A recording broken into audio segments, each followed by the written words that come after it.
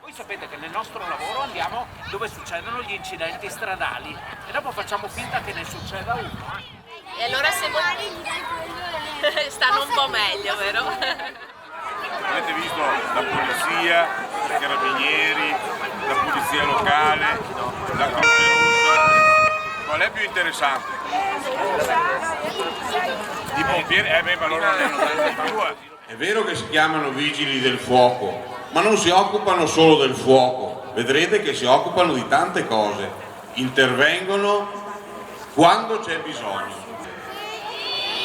Ecco, allora io penso che sia anche bello, non solo per farvi conoscere che cosa fanno i vigili del fuoco, ma per incoraggiarli che voi oggi siate qui. Grazie Sindaco. Ma sento già le sirene, dai!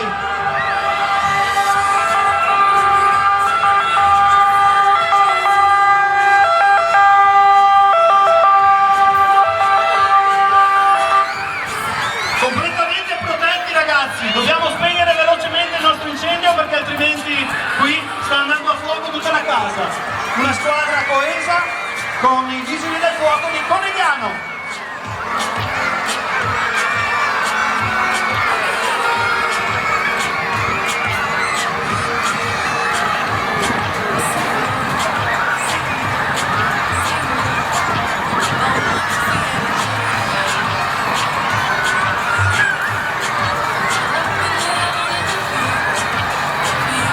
Ragazzi, la nostra casa se n'è andata completamente.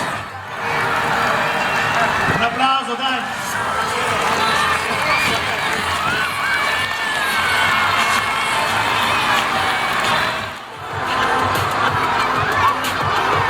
Abbiamo anche il QDP News oggi, ci è venuta a trovare anche la stampa e non chiacchiere.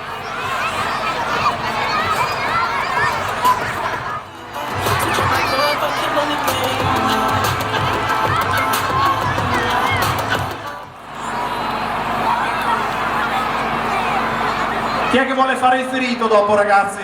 C'è qualcuno? Vedete, vogliono perfino fare i feriti quando sono dai pompieri.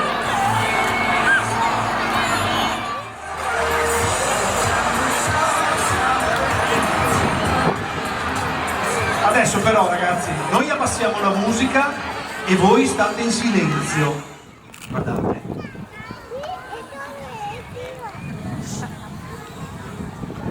Vediamo cosa fa.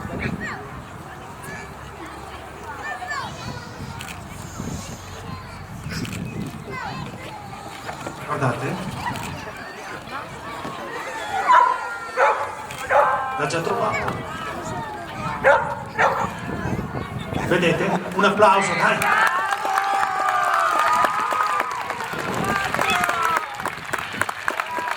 Funziona così, vedete? Funziona così. C'è una persona incastrata, abbiamo l'esigenza di avere qua sul posto velocemente i vigili del fuoco di Conegliano. Poi abbiamo bisogno del servizio ambulanze, dell'118, poi della polizia municipale. Arrivano i vigili del fuoco. È stata già avvisata la polizia locale e si porta già sul posto.